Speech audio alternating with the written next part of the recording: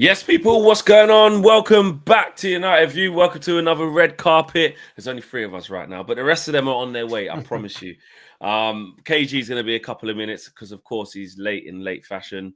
Don't let him tell you any different. Don't let him try and say to you, oh, I'm not really. You guys know there's too much proof in the pudding for it not to be. So shout out to KG. He's on his way. Shout out to Dev. Shout out to James, who have made it here on time, on the right day, and punctual. So shout out to you guys. Shout out to everyone in the chat as well. Get involved, man. Evening. And yeah, is KG coming? Says MA. Yes, he's on his way. Glory, glory, Man United glazes out. Parasite, says Keith Thomas. We definitely all agree with that. And you can become a UV member as well. Remember, that is pinned in the chat. We're going to start off this week's red carpet because it's been kind of positive. It's been kind of, can we say that word positive? Can we say these things? But it feels like it's been a bit of an improvement where we've needed to see a bit of improvement, that's for sure. But we're going to start with a little bit of news base before we go into all the opinions and stuff like that, because there was a little bit of news today coming in from Plettenberg, Florian Plettenberg, just discussing like some of the striker options, right? And I'm sure you guys would have seen this, but Man United are closely monitoring Eintracht Frankfurt striker Hugo Ekitike, and of course, when have we not been monitoring Benjamin Sesko? That's been like, I know he's probably going to turn into the one we never ever signed. Victor Gyökeres and Victor Osimhen remain high on their list as well. So that's from Plettenberg. And I just wanted to open up that conversation of who you think we should be going for. Like, should we be going for the signed, sealed, and delivered striker, the one that's ready right now, who's just a certified bagsman? Should we be looking to exploit the likes of Ipswich, going to get relegated? Liam Delap, what you saying? You're going to have to try. You're going to have to sell him. We could get a little cut price there. Might be able to get a little 30, 35, little 40. Do you try that? Dev, we'll start with you. What are you saying about this striker search? Should we be going for Osimhen? Should we be making sure we get Gyökeres for that reunion with Amorim? Should we be looking at Ekitike? What are you saying, bro? I'll be honest. Like, I'm just put off by this idea of like big names. Like, I'm not saying it's not a bad route to go down. Like, sometimes it can work, but like big name strikers in the Premier League, they're a dime a dozen to actually succeed in the Prem. So I'm kind of looking at it thinking, all right, who's gonna actually like fit, like who's gonna actually fit into Amorim's plans? That's number one. And I think, seeing the most recent Hojlund goal, that's the kind of striker he wants, isn't it? Off the shoulder, running at defenses, stretching. That's kind of what he wants. So I'm not interested so much in these sort of complete forward level strikers, because I don't think that is, obviously we've got Xerxes if he wants to play the role as a 9.5, but I'm looking at these, I'm thinking, with our finances, with where we genuinely are, how many of them are going to come on a decent deal? And we're looking at in excess of, I don't know, like 3 or 4 Dorgus. That's how I do finances, by the way. I'm like, doing Dorgus. Yeah, James, how many Dorgus, bro? How many Dorgus is it going to be? That's about 4 Dorgus each for each of them. So I'm always a bit put off by that. But ultimately, why is everyone laughing at me? No, nothing, man. Laughing with you. It's a different love, bro. Good, man. Good. But the way I'm looking at it, like in my flow, I think if I was to look at a certain profile of striker, I would want a more experienced one to Hojlund to learn from, or for any of our strikers to learn from, because realistically moving them on is going to be difficult with the financial restrictions and stuff. So getting in like another, kind of young striker is difficult in Sesko. Getting in someone who is just supposed to be a bagsman, but it will be like 60-70 million euros in Gyökeres is always a risk, and is a risk that could take recruitment elsewhere out of the team, which I'm not prepared for us to do personally. And Osimhen is obviously, he had a great time at Napoli. He's had some kind of personal baggage come with him, but also comes with that weight of expectation as well. So it's like, I'm kind of looking at those types of signings which have a bit less of an expectation, so that they can just have a more solid footing to ground themselves in. But it's just, it's typical that on the first time that we actually start scoring goals, 7 goals in 2, and 1 goal conceding from open play, is like, oh, now let's go in and look at 4 strikers. It's like, it just feels, as soon as the international break comes in, it's like, come on, man, like at least let's allow us to be happy of the fact that 2 of our players who are on a goal drought aren't on one anymore? No, Dev, stick to the script. We still need strikers. Don't get sucked in because Rasmus scored. Don't get sucked in because Garnacho finally scored. No, we do. But these names, they're just too. Yeah, you're saying names are like, we know the Sesko thing, like Arsenal looking, the big, like the teams that are doing well. Yes, Osimhen, does he want the Champions League? We've heard he would like to come to United. Yeah. I don't buy them. I don't know what it is. I genuinely just don't buy any of those 3 happening. I genuinely don't think any of them will happen. So yeah, big finances to make those happen. Yeah, but it's I can't pronounce it. Ekitike. I don't want to get it wrong, but I like that profile of player though in terms of how he plays. So we definitely need one, but whether it's like these massive names that we're all going to pin our hopes on again, I don't think we need to go down that route again. So I'll be shocked if we get any of these in, to be honest. Dev would like a championship striker or a League 2 striker, and we build it. That's all I heard. I don't know. Marcel, we're going to come to you very, very shortly, bro. Listen, the crowd were just saying, the viewers are saying, I don't know, like Auntie Marcel, Grandma Marcel, Little Red Riding Hood Marcel. I don't know. They're just saying mad stuff, bro. They're saying mad stuff. But listen, that's it. This is what you're on, bro. This is the style. This is what it is. KG bowed his head in shame and never came back when he saw you like that, bro. He's gone. I don't know where he is. I don't know. I think he's James coming back with his own scarf in a second now. Yeah. If he does that, then you're a trendsetter, bro. Yeah. I'll get into that in a little bit. James. What say you, man? What are you saying on this strike situation? I think it really, really depends where we are at the end of the season, right? Let's say we pull off what is a little less unimaginable than it might have been a few weeks ago when we win the Europa League and get into Champions League. You got a separate challenge here because United are kind of prepared if they finish 14th, not in Europe, that next year, what's the goal? Europa League, not Champions League. We kind of know that. They've talked about the budgeting. It may be too soon to say, yeah, we're going for Champions League all at once. But if we do get into Champions League by winning Europa, they kind of have to figure out how to stay there because you're afforded this opportunity now to say, we're in the competition. What we don't want to do is finish 25th in the Champions League table and get kicked out. It's a lot of money. It's a lot of revenue. It's a lot of gains there to be made. So they'll be looking at it from a different angle. And I think that's justifiable because if we can get back into Champions League and we've got that, that financial capability, then I think you kind of do have to speed up just a little bit more on the front of, can we get a proven goal scorer in, someone who's more likely to be able to carry the weight of the team, who's going to score in big games, who has experience in Europe, who has experience, scoring in these competitions. And I think, then someone like Osimhen starts to make a lot more sense. And you say, okay, yeah, now that's someone that can help us actually stay in Champions League once we're there. But additionally, with the extra finances, you're not shortcutting the rest of the team. The money that the Champions League brings in pays for it, pays for that signing. And that means you can still do everything else you were going to do anyway. Yes, and in do addition that on to top. It's It's a bonus. So I'm looking at that like we got to sign, these players no matter what. We need another midfielder. We need another 10. We need another center back. We need another fullback potentially. But if we have the money, let's go for a big striker. If we have the money, if we're in the Champions League, let's go for a big striker and let's make that happen.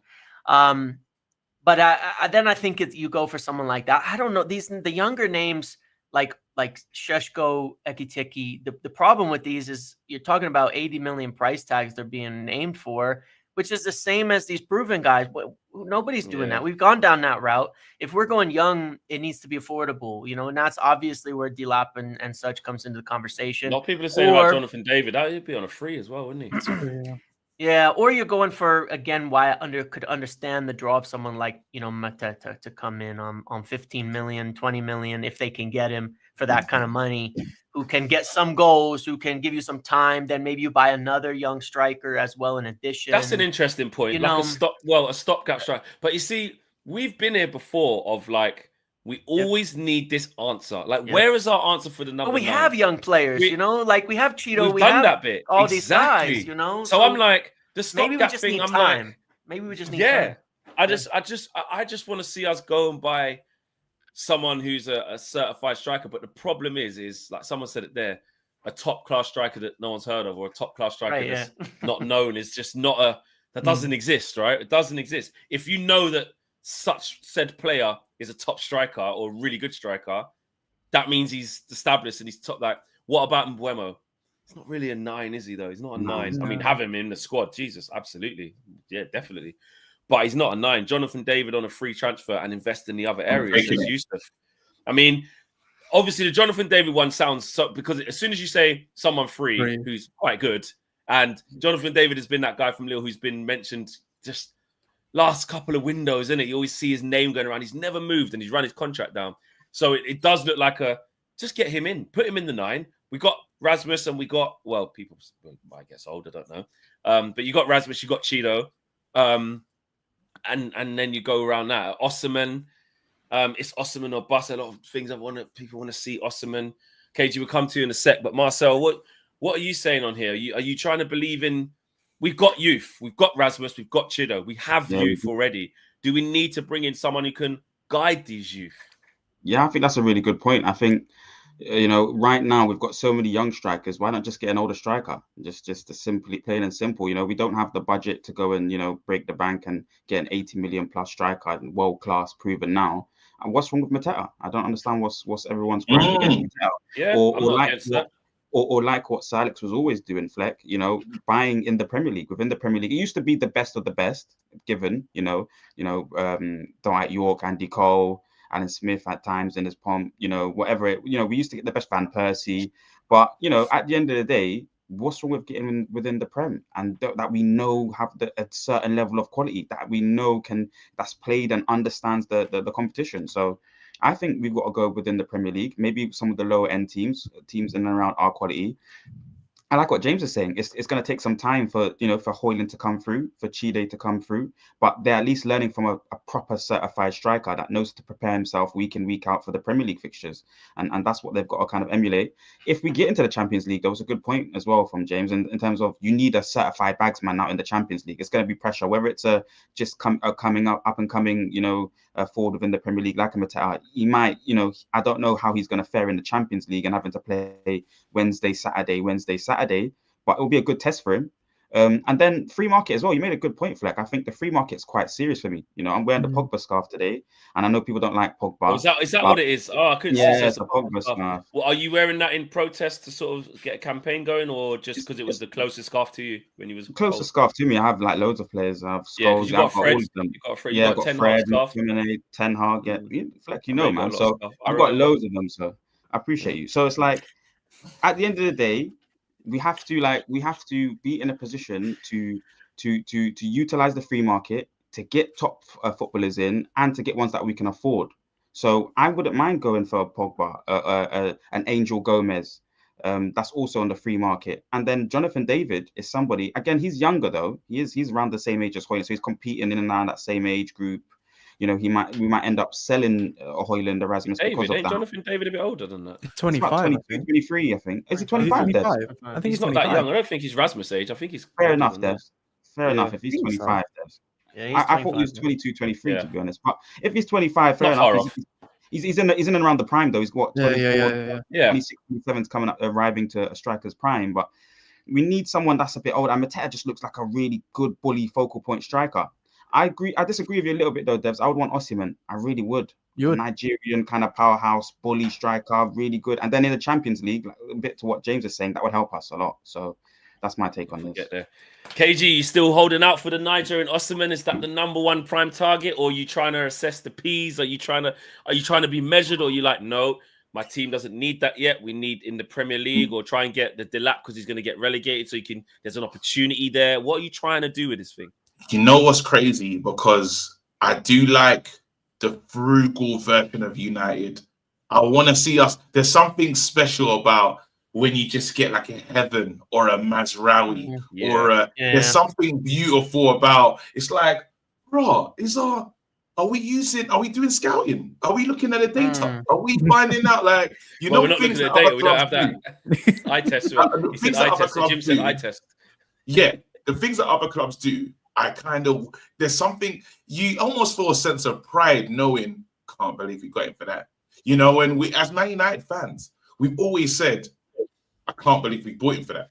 It's always gone the other way. Like, I can't believe we've been robbed in the market like this.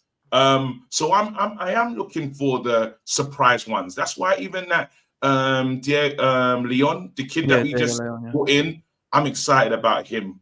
Can't wait to see what he's going to become. If it's another Vivell Wonder, if it's a Vivell Wonder job, let's have it right.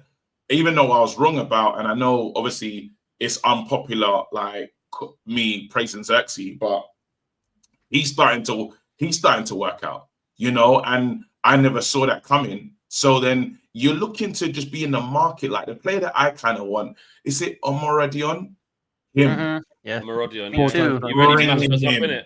For a young player, that would be powerful and just a problem. Like, I don't know if he's an upgrade on Mateta, but something like that. I remember just he was just a problem. I remember watching him play and thinking, shit, he's like he's just he's a handful. And sometimes when you look at players like that, you just say, you know what, nice handful of a striker, and it's gonna take the manager. Like, you want someone that's decent back to goal. You want someone that's decent with back to goal and can like draw people into play, be a bit more, just be a threat. And I don't know if Osimhen is going to be a total threat. I know sometimes in it, he can go hot and cold. I've seen it. Obviously, for us in AFCON, it was worrying. But then you should never look at players by the international form, because we always get the reverse. International, what I'm saying, and then criminal for the club. So maybe it could be that could go in our favor. But I just want a powerhouse of a striker, Boniface. Like, the players like are just going to be troublesome up front. I'm looking for a shit house, basically. And, does Liam Delap not fit that? Relegated, young, like English. I would be interested. He is young. If we're gonna swap Rasmus Hojlund for Osimhen, I'm going to get Delap immediately. So at least I had that young up and coming project player. Do we think Rasmus Hojlund? Obviously, listen. Of course, can I just make this statement very, very clear? Because he has broken the duck last night, this is not why I'm asking this question. I was going to ask this question anyway, just before. Oh, so you, because he scored now, Flex, you think he should get a new contract? No. Do we think Rasmus Hojlund will stay in the summer, or do you think it's quite open? Like there could be some movement there, or do you think that Amram is like, no, I can work with him as long as I've got the guy. That's fine. I'm happy to keep it more. Do we feel there could be some movement there? What we saying? Well, that's a really good question. I think that he's still he's going to end up staying. I think it might be hard to shift him, you know, to try and recuperate that price. And he's got decent like attributes. He just looks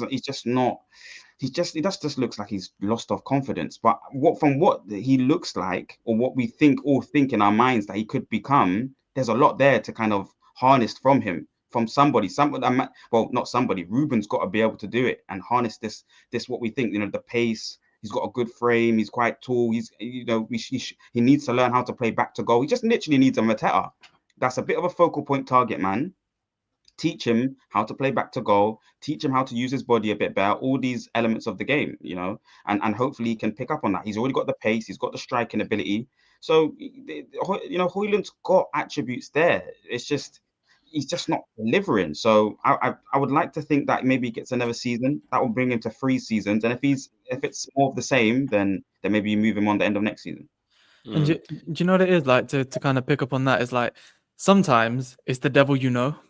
And I know we've been kind of talking about different, like we've kind of been talking about a similar profile of striker, like that big sort of battering ram. Like no one's gonna ever tell me that Hojlund's not a physical player. He's a very physical player. If anything, he's too physical at times. And he can run. He's got stamina and he's got a lot of fight. He's got some belief about him. Like and to be fair, I know he broke the duck yesterday, but he broke it like he's not on a goal drought. He broke it well, and he is always getting it. Like he had an assist in the last game. You think, could this be a turning point? But I think with him is like, I remember seeing him during his what is a purple patch, all strikers pretty much have them unless you're elite level. But during that purple patch, it was really nice to watch, and he was really good, and he was firing on all cylinders, and he had the freedom to do it. And I'm starting to see him, make the right runs and to make the right things. What I'm annoyed about though is that, on paper, that's the thing. If I know football's not played on paper, but you look at someone like Gyökeres, you think he's quick, he's young, he's feisty, but he's got a dynamite specific foot, and you think you turn him over there, you go on the shoulder of the attacker of the defense, and make your attributes count. I want Hojlund to do that, and he hasn't been doing it yet. He hasn't done it enough, and I'm never going to excuse that. As much as I like the guy, because I think he's actually a pretty decent lad, and he comes across well.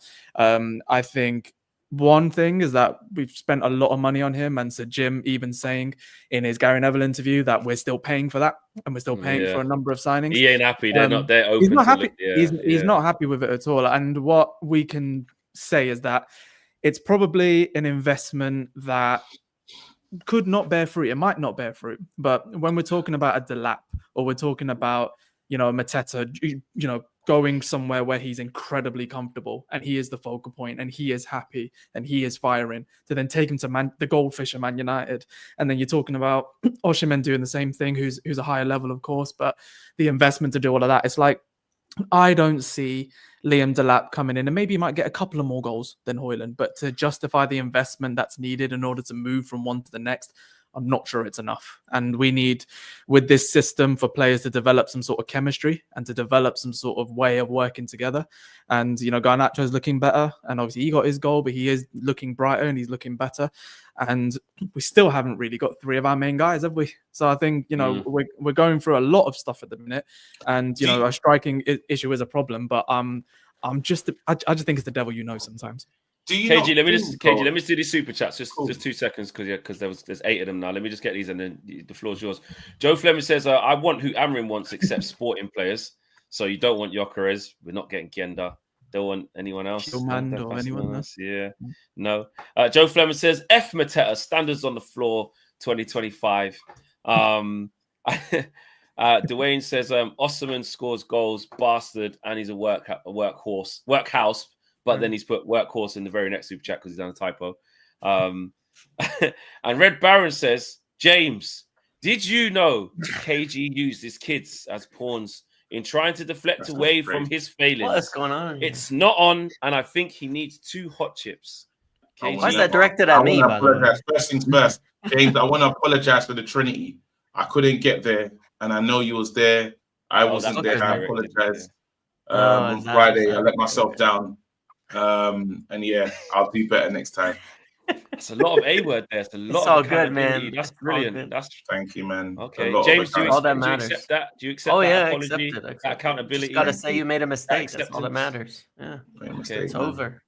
So you're not sitting there thinking you managed to be available for show all over in America, but how did he not in this country? So you're good. Oh no, I don't think like that. Okay, that's cool. No problem. I really appreciate that. I'm glad that hopefully the people in the chat have that level of forgiveness as well. For me, Footy Boy says, "You man really think that you will get a top striker without Champions League? United need." Wait, hold on 1 second. Ted Lasso's coming back. Yeah, is that 100% season 4? I know, yeah, that's coming back. Is it 100%? Yeah, confirmed. Like Show would say, confirmed season 4. My agent called me, bro. But wait, KG, can you say this yet? Can you officially confirm? Probably not.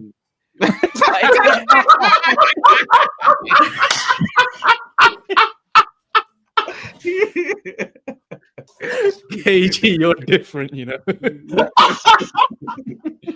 Different's not even the word, Dev. I don't even call him different, bro. I've run out of adjectives of what to describe this guy as. Like, you don't, bro, that's not. The letters ND and A. I ain't signed the NDA. I ain't signed the recent NDA, bro. So I haven't breached. I just think maybe you can leave it out. It was mad. You brought it up. The conversation. Exactly, he did it. No one did. No one said, "Oh, I heard that thingy." No, because I was driving with a smile, bro. I was smiling the whole drive. Yeah. Anyway, any dates when you start? But now he's there. We may as well try and get everything out of him. So I'm gonna respect. I'm gonna respect the contract now and stuff. But yeah, what is the? That's how the ADHD works, though. I was thinking, oh my god, I'm getting back to work. What's any they start filming or can we expect a series? Say, but I do know though. I do know, but yeah, I can't say. Right. Okay. Cool. Yeah. Fat Boy says, Footy Boy, sorry, says, you men really think you will get a top striker without. Sorry, Footy Boy. You men really think you will get a top striker without Champions League. United need to move like Brighton and get a bargain, which is what we're talking about with the Aiden Heaven situation. That is why we're like 1.5 M's, and he's in there. And Rudy was full of praise for him on Match of the Day last night. It was brilliant. He was really, really singing his praises about coming into the Man United team at 18, which of course Rooney did do himself. He's speaking about the pressures of what that means, and that was a good Man United team, let alone this one.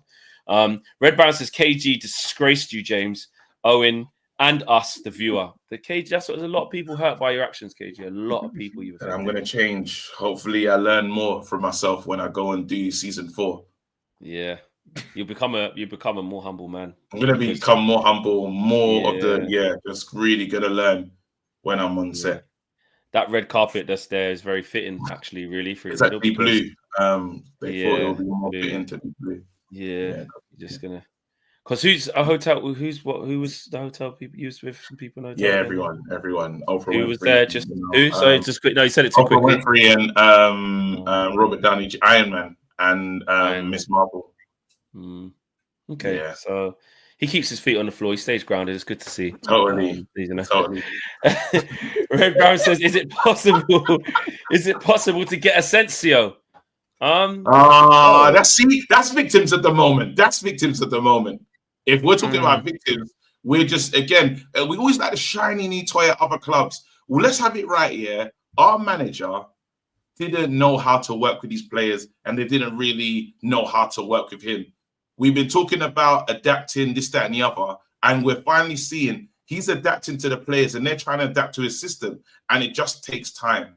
Unfortunately, even now, you actually let's have it right. Xerxes and Rasmus are Xerxes trying to find Rasmus, or they're trying to play more effectively to Rasmus's game. It's how many times we've seen, even yesterday, of Rasmus trying to hold up the ball and bring people in. We're not getting from Onana to Rasmus anymore. That was a mess. I haven't seen that style of football for a minute now, because finally they actually woke up to the idea he can't do that. But then what you are getting is Casemiro picking it up and the Casemiro special into the channel. Give Rasmus something to chase after. And even the goal that he scores is typical. That's like almost a sign of how they want to play a Rasmus Hojlund of, let's see if he can get some change off him. He almost got it in the last one. Got a bit of blood out the player, actually, when he takes him out in the Sociedad game. But the same similar run that wasn't really a foul. In this game, he got away with it. They misjudged the flight, the timing of the ball. He goes, and then it's a striker's finish. Now, it's a question for us about the level of patience that we're willing to show, or what we're willing to accept. Him being the solo striker at Man United is a disgrace. Never should have happened with all that pressure on him. I think if you ease the pressure off, as you lot say, like players like Garnacho, you're not the main star, off the bench, helping out. I think it's different. When the team was confident and we scored a few goals, you saw him get some better touches, this, that, and the other. That's what's going to happen at Man United. Even if you get rid of Rasmus and you bring in somebody else, I think you run the risk of, until the football, now we're seeing a difference in football, and the manager actually did say this, give us time to address our football to bring him into the game more. So, yeah, we'll see. It's one of those things of patience, which we don't have as a Man United fan base. And I can understand why we don't have patience. No one's happy about being 13th. Nobody's happy about, Liverpool going on and winning the title. Nobody's happy about other things that are happening at this club. But we need to just, time is necessary. Tech time. Max says fans are so fickle. A few months ago, Mateta's form was horrible. Now people are gassed by him. People will do the same with Hojlund if his form picks up, and that is semi-true. Before Glasner got there, like Mateta was one of the laughing stocks. He was on Beto vibes. Let's be honest, he was, and even better when the Moyes are going. Hang on a minute. We're going. Hold on. Wait a minute. He's LeBroning us, bro. What's going on now? Now Beto's all right. Is there a bit of that, James? That there is ain't as bad as we actually think, or no, we have seen it. What Maybe. I tell you what my biggest concern is, because it's hard to judge strikers. I think it's one of the most difficult positions to judge, especially when you're just looking at goals, right? Because so many strikers go through teams hot and cold because they're so system based. It's so much around what's going on around them to scoring goals. My biggest concern with Rasmus Hojlund is not the goals, is that he doesn't win his duels. And to me, that's the biggest thing he actually has to improve as a footballer himself.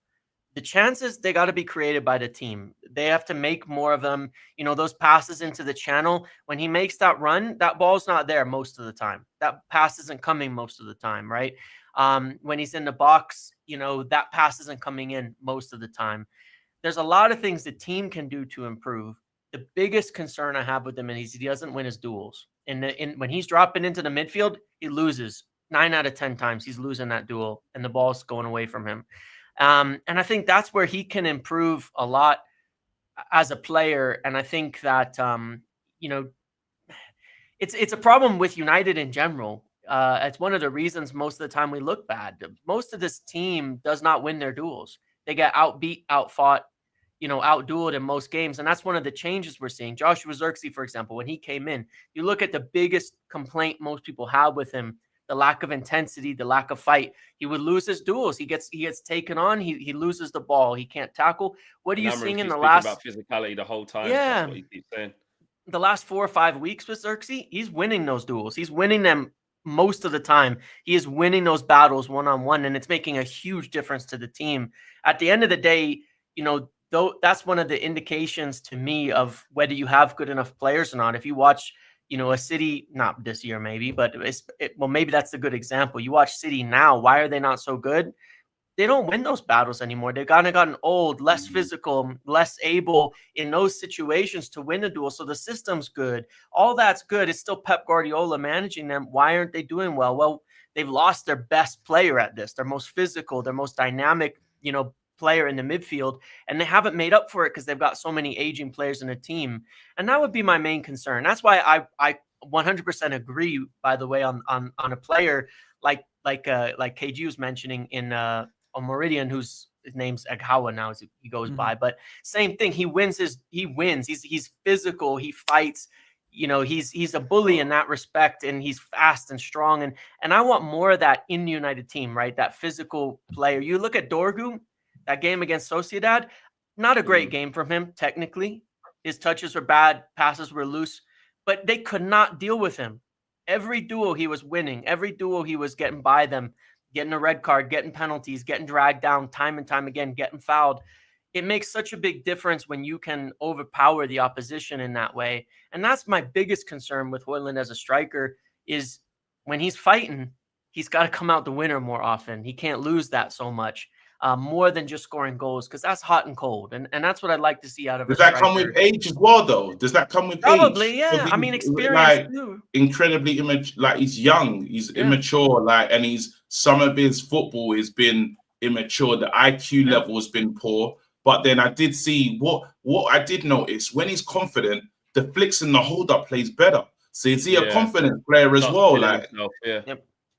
Well, it's intelligence too. Like, he was running off the defender a little bit more to hit the flick instead of just backing into them. And that's, you know, those are just little decisions and things that he can improve upon too. But I think that for me is where I'd like to see more progress from him by the end of the season, to say, does he have a future, you know, at the club? Is less about scoring goals, more about all of those moments. Do they improve, and does he do better at them?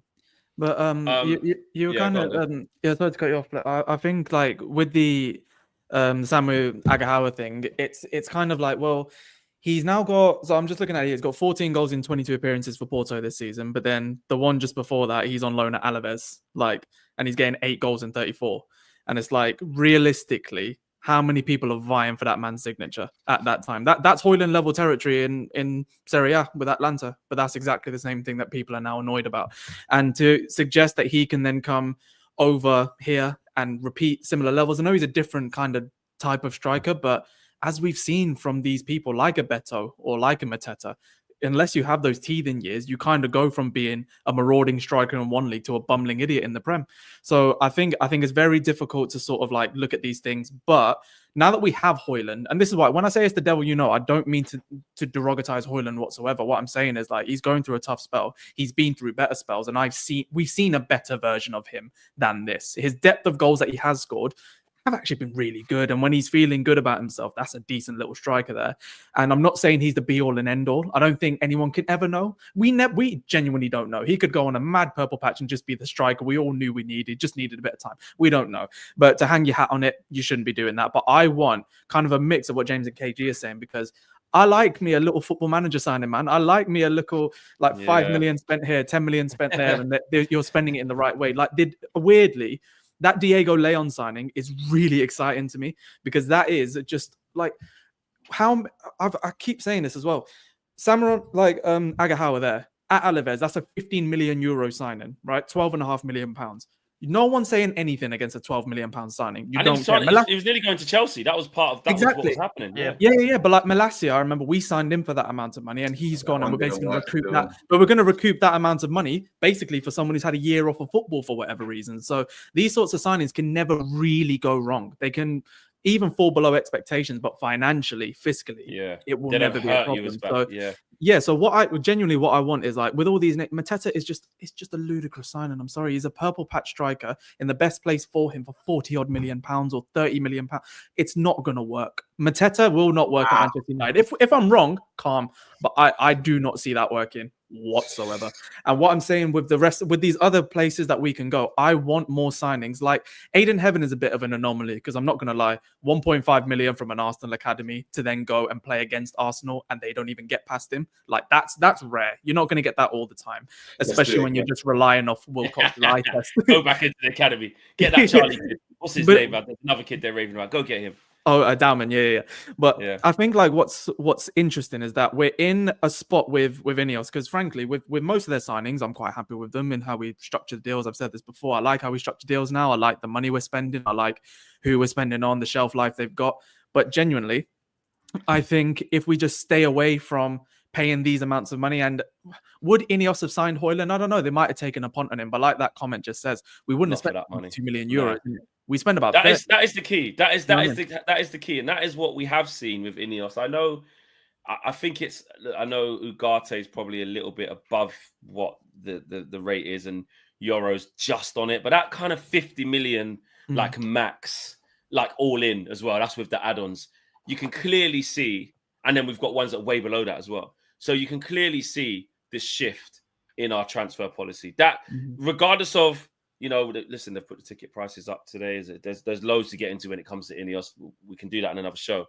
But in terms of what you're talking about, Dev, there, like the actual transfer policy, the transfer strategy, it has changed. The fact we went and got Chido, Heaven, and Sesko Kone, that them three there shows us we're doing something different. That's something different straight away.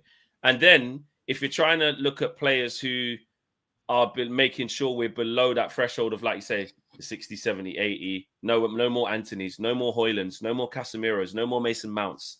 That's one thing, but also being in the ballpark for them players that are legitimately worth that. So say like Gyökeres is obviously worth 60, 70 million pounds, probably more in today's market. But then it's like, can we even actually afford that? So to rebuild ourselves in this short to mid-term, is it better that we stay away, or like one, because we can't afford it, but two, because it's not going to help. Like we need to get, like Marcel was saying, maybe some Premier League guys or some guys who are good stopgaps to help kick us on. You see like what Newcastle did, yeah? Newcastle, I think, is a good example. They've got the Saudi money, yeah? Obviously, there's PSR problems, so they can't just use the Saudi money. But even the way they bought has been brilliant. They bought Trippier in like the first one. Chris Wood, Matt Target, and you're going, these are just Premier League players that are just, doing really well, and et cetera, et cetera. You go, right. Then they went, right, we can get a Bruno Guimaraes. Then they went, Chris Wood, you've had your time. See you later. We're getting Isak. Like, they've done it in a way. Then they go and get an Anthony Gordon, who is a young up-and-coming player, probably paid a bit too much for him at the time. But now you look at 50 million for him and you go, tell you what, mate. Do you know what I mean? So I think they're a really good example of, like, getting players for, like, where you are at now, where you they can be an 18-month, 2-year guy, and then you kind of move on from there. But we've got like the bench that we've been putting out lately. I know we got injuries, right? But that's a way for thin squad. And there comes a point where, like, I want to see, like, I get excited in terms of football recruitment. Like, the transfer market is one of my favorite times of the year. I think it's all of ours, like, regardless of how stressful it is, because even I the love seeing, stress. but I love mentally kind of planning the development of a player. Like, it's just, I've been playing Football Manager since 06. I love that shit. I just love seeing like where I think it could go. But Diego Leon, I get it. Like, I understand it. Heaven, I get it. Delict, I understand Ugarte, and I understand it. Every single one of Ineos's signings. And what's nice is that Heaven, as an example, like, hope he left in a protective boot. I hope he's going to be fine. He should be back like sooner than initially thought, which is nice. But he's already worth way more than the 1.5 million we signed him for. Even if, let's say he go like, there's a chance that, you know, we bring in other senior players and he doesn't play as many games, but he's still worth probably like 10 or 5 or 10. But that is in Ineos's mind, or in any sort of fiscal responsibilities. Look what we did with Kamwala. Yeah, well, Kamwala was basically that. He came in against Liverpool. Well, came in against West Ham because he had to. Yeah. Then he had to play against Liverpool. He was giving it all that to the crowd. And we went, maybe this is one for the future. Sold 10 million, Villarreal gone. Yeah. Like, oh, okay. Like, whoa. We won't do that with Aiden, though. No, I don't think that was a crazy game, innit? Because then he got injured at Villarreal, and since then we haven't really been seeing too much of him. He's been all right, but we've not been seeing too much of him. So football, but what I'm saying is you have to have that security in place, and I feel like this transfer policy gives us that. It might not give us the dopamine immediately that you think, oh, it'll give us this or give us that, but it will give us a squad thick enough to actually go further in the competitions than maybe we're expecting, but also it will give us the responsibility to be like, okay, we now have players who are actually sellable. You know, we haven't had that in ages, but we genuinely need assets.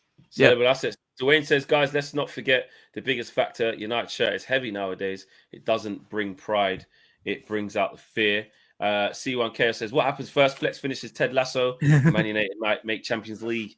Am I going to finish off Ted Lasso before we win the Europa League this summer? No, you're not. I think we're going to, because that's May, innit? So that's only, I'm going to say Man United will get back in the Champions League. Champions League, Fleck. It says make it. Yeah, Europa League. Yeah, because we're going to win. We're going to win Europa League. We're going to win. I swear, you know what? KG is like 4 questions away from breaking that NDA. I reckon. Oh, bro, we could apply serious pressure, and he could. Yeah. No, don't do that, guys. Let's do that because let's have parliamentary proceedings. Now he's saying let's not talk about it, guys. Let's have some decorum. Look at the state of him. Shout out. Can we talk about? Wait a minute. Yeah, 1 minute. Imtiaz says Hojlund is under pressure from Cheeto. Both them Danes will come good. We budget in for no Europe, no buys over 25 to 35 million. Smart buys only. Young bloods. Fans are so fickle. Is it? Yeah, no, we've read that already. But Marcel needs to come in a little bit as well. But you want to talk about the and the flaws. This is the AOB part, man. We've done the strike a bit now. Go on, KG.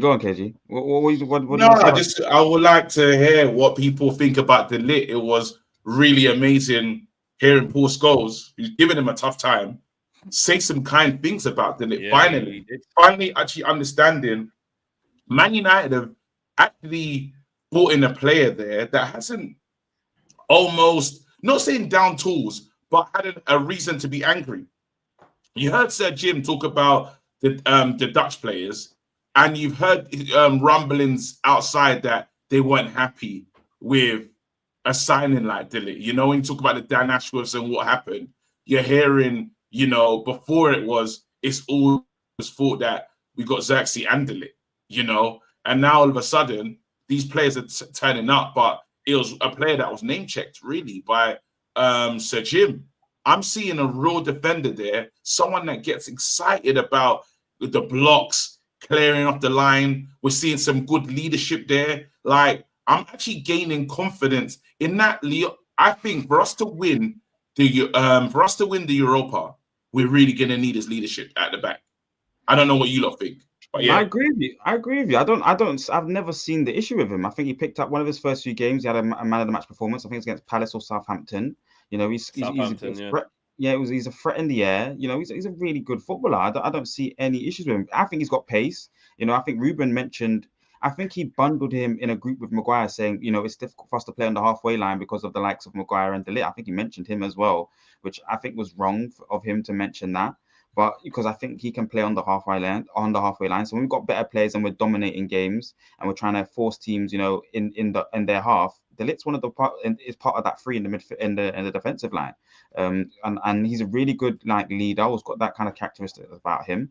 I think he's a really good player. For me, I would like to kind of think about, you know, I've spoken about it so much, you know, the likes of Harry Mask getting minutes. I was really happy about that. You know, that hopefully gets us to move like that in our mind. We get to move on now with the likes of Luke Shaw. You know, Harry Mass is kind of a similar type of footballer like Luke Shaw. So we now, as Man United fans, we finally get to move on with the process now in terms of bedding in new players, preparing for next season. This is the kind of things that Ruben needs to be doing for us now, especially in the Premier League games. He needs to start getting us thinking about the next players coming in. Sekou Kone, Toby came in again, played really well. Toby looks like a really, really good footballer as well, guys. I really like Toby Collier. So we've got players coming in. I still want to talk about Dan Gore. I think he's someone that I think, okay, he's injured a lot. People are telling me, but I think he can be an excellent player, KG. Best believe it. And there's other players that are coming in that can really change our fortunes, that are young players that need to get minutes now. When we're down and out, you know, Ruben did mention it, you know, that they should be happy and fortunate that the injuries are as so and the squad's paper thin, like Devs was saying.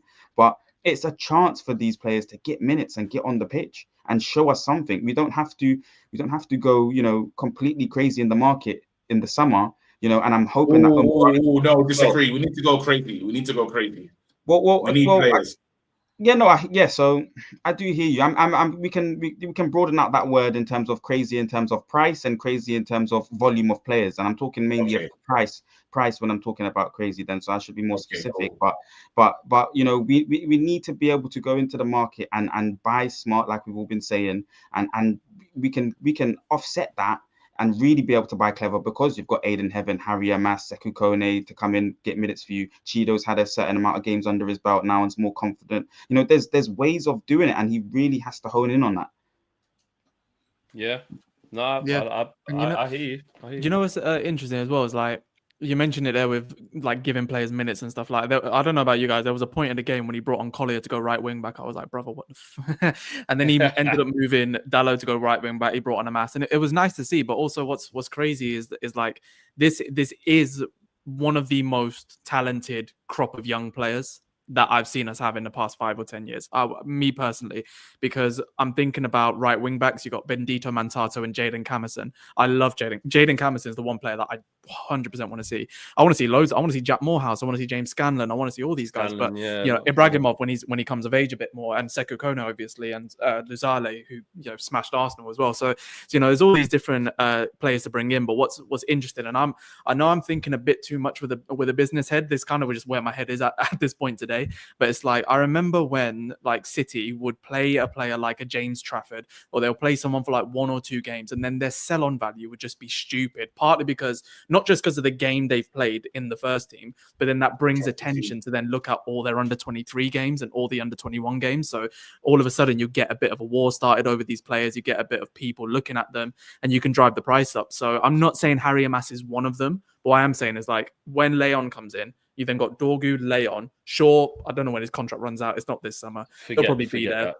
And he'll probably, unless we can get someone somehow, I don't think we will, but he'll probably be there somewhere. And then you've basically got Harry Amas as a 4th choice left back going into he turned 18 yesterday, which in football terms means, all right, maybe now you need to start looking at when you're going to start playing first team football. So it's difficult. But at the same time, I think Ruben's been quite smart in that Amas now has people talking, and that people are going to start watching him now. And I'm not saying this with the intention of selling him, but I think it's just being a bit smarter and drawing some attention to players who are sellable versus who aren't. So I think Amas is one of them. Like, I want to see more of him, because I think he was one of the few players, when he does immediately step on the pitch, he looked more technically assured than some of the other players his age within our ranks. So he's got that quality. To be honest, I wanted to see him since pre-season. I'm surprised he didn't get the nod over some games under Ten Hag, to be honest. But seeing him play yesterday was good. I think it's good for his confidence. But looking at some of the games we've got coming up, I don't see him playing them at all. No. So yeah, I think we have to be. We're going to find out, innit? We're going to start. We're saying that before we kind of went live. Like, James, we're going to find out a lot in the next 3 games. Although the Premier League is like nothing. It doesn't mean anything anymore, and it's obviously about prepping for Lyon.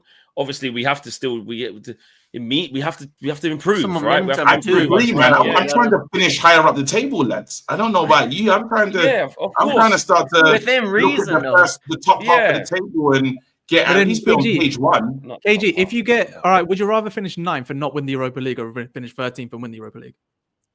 Oh, 13th in Europa Do you League. know what I'm saying? So it's But, like- but again, this is Man United, and we should be trying to. I don't like, you know, how easily dismissed we are in conversations. You're talking to someone and like, shut up, your teeth, man.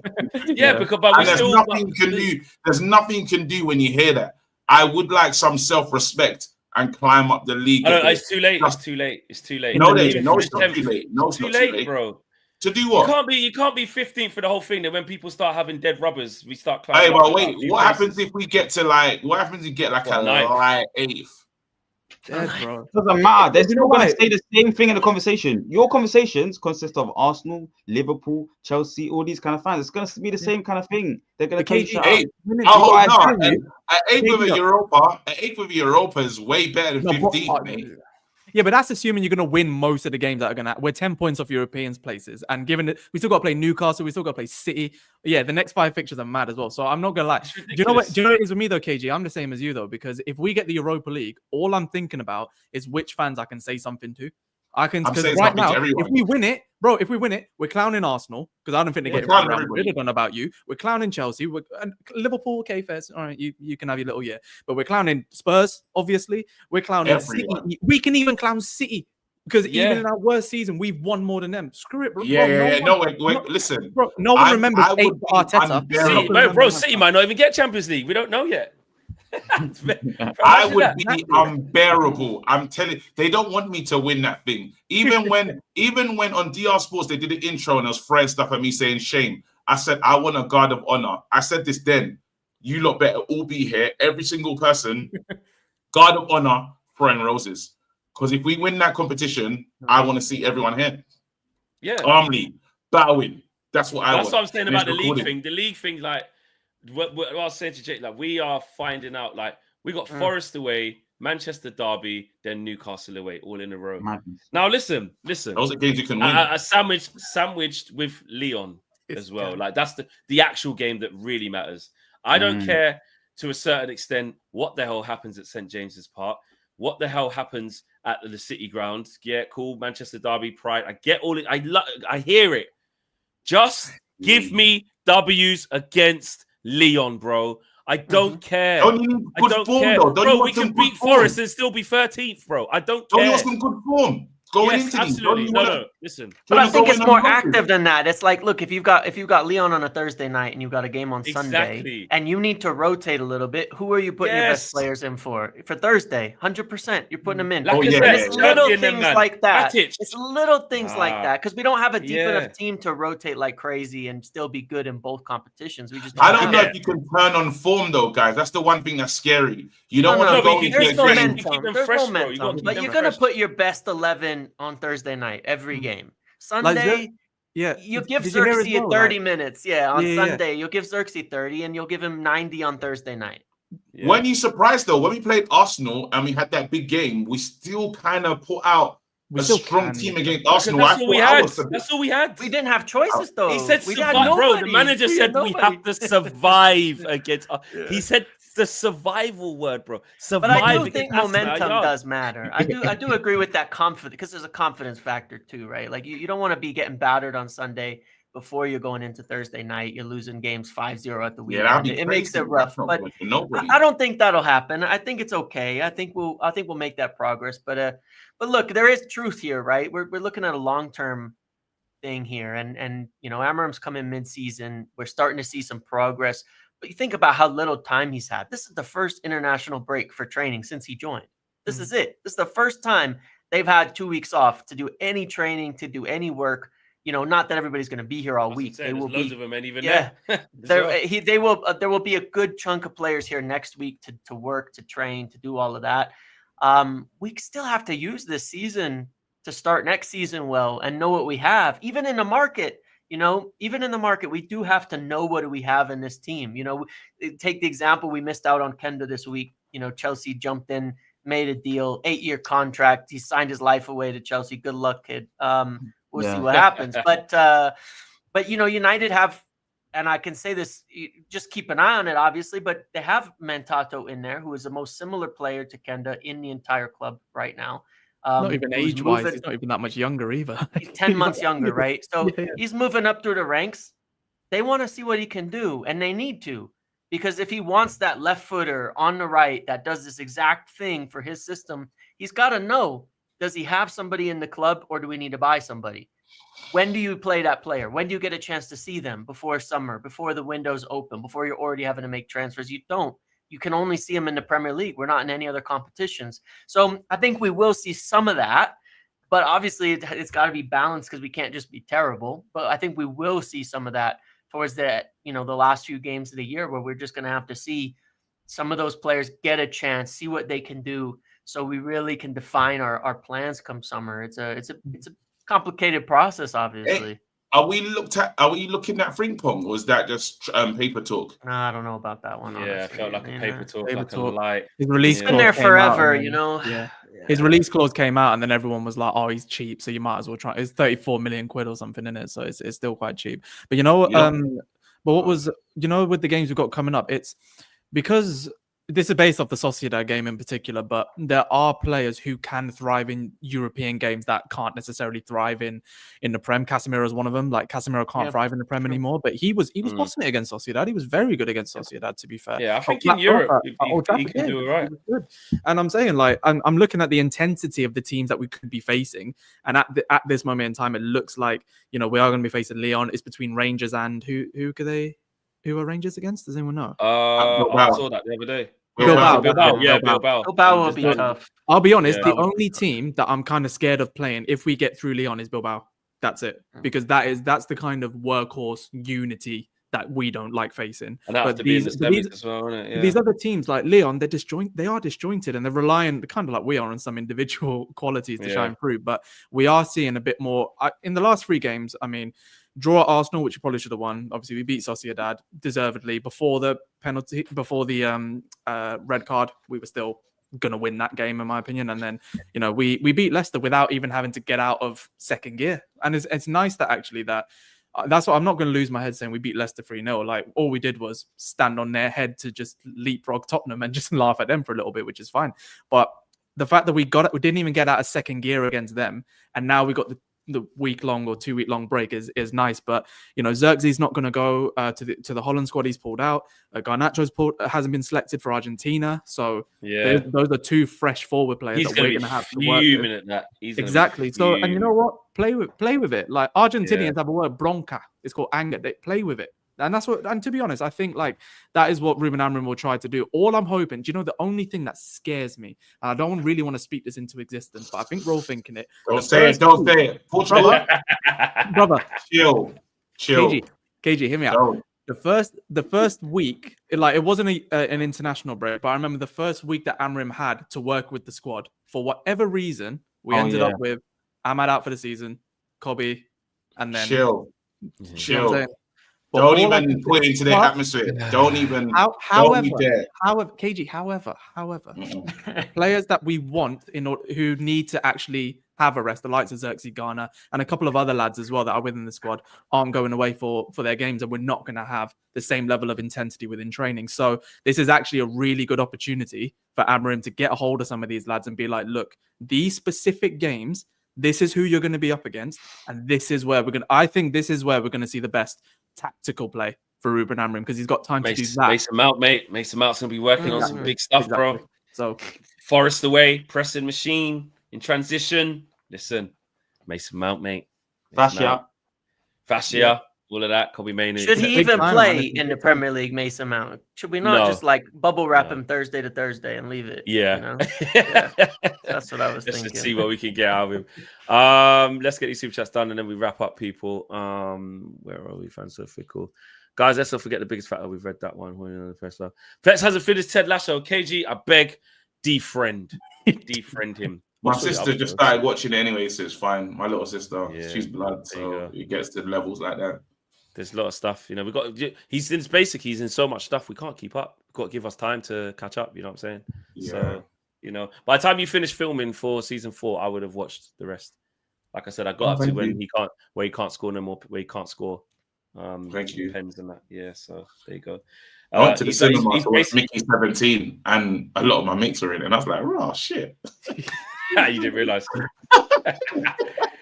Hey, bro, don't tell a D friend. This is the guy who just sometimes don't turn up. You don't even know where he is. Sorry, About a Flex. D friend. It's all right. Dwayne says Delit went from cruising with Mandem to driving. Yeah, he's in the driver's seat now. Imter says by Sherry, Scanlon, Thwaites, Ibrahimov, Lacey, and Dangor. Just to Dangor, name but a 2025. few. Dangor 2025. Guys, big red carpet. Big up to each and every single one of you, as per usual. Make sure you guys smash a like on the video. Big up to James. Big up to Dev. Big up to Marcel. Big up to KG, that comedian. Make sure you go show love to everybody's platforms. The link is in the video description below. We'll be back tomorrow with a morning view. Make sure you check out Flex and KG show live at 7 p.m. No, No, he's not No. there. No, he's no. I talked to you. I he's talked to you. We're just talking about friends. We're just talking about friends, KG. Flex show, 7 p.m. Right. There might be one. I don't know. Just look out for it. I try to be on the morning show time. Yeah. Yeah, but that's going to be for the backlog of the Trinity. So I don't know. Yeah. It's a few missing. So yeah. Right. All right, guys. Well, we might see you soon. We don't know if we're going to see you again soon, guys. We might, but we might not. So on that note, peace.